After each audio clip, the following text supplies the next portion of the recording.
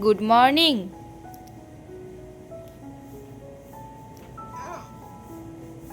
Good morning.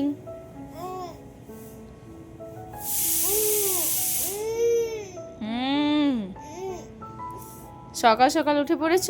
এখন 10টা বাজে। কোলে? আচ্ছা এসো। আমলকি? সকাল সকাল উঠে আমলকি?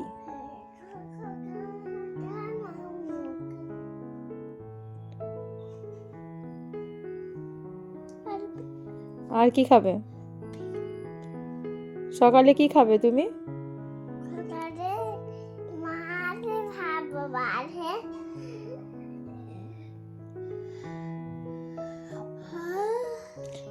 আজকে তোমার জন্য ফ্রাইড রাইস বানাবো। হ্যাঁ, ফ্রাইড রাইস খাবে না? ভালো করে বানিয়ে দেবো, ভালো করে বানিয়ে দেবো। চলো ওঠো। হ্যাঁ, পপা খাবে, ফ্রাইড রাইস খাবে, ঠিক আছে? পপা? আচ্ছা, পপা খাবে। পোকা খাবি?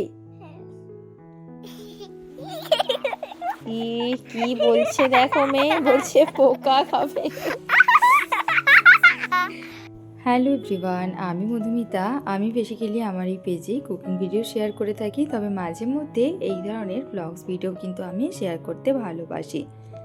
তো এই যে ভিডিওটি, সেটা হচ্ছে নিউ ইয়ারের প্রায় 2 সপ্তাহখানেক আগের।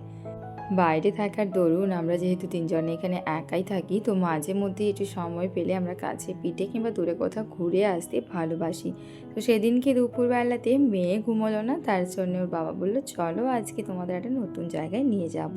তো এই জায়গাটার নাম হচ্ছে পাতলুই ড্যাম। তো এই জায়গাটার বিশেষত্ব হচ্ছে ওই যে 3টে তাল গাছ একসঙ্গে দাঁড়িয়ে রয়েছে।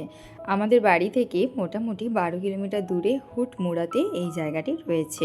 তো আমরা এই ড্যামের ব্যাক সাইডটাতে রয়েছি। তো ফ্রন্ট সাইডটাতে ওদের এখনও আন্ডার কনস্ট্রাকশান হচ্ছে, তো সেই জন্যে আমরা ওই দিকটাতে বেশিক্ষণ স্টে করিনি, যেহেতু ওখানে অনেকটাই ধুলোবালি ছিল। তো এখানে অনেক শালুক ফুল আর হট ফুলগুলো ছিল, তো যেগুলো দেখে মামামের খুব নিতে ইচ্ছে করছিল, ওর বাবা ওর জন্য একটা ফুল এনে দিয়েছিল।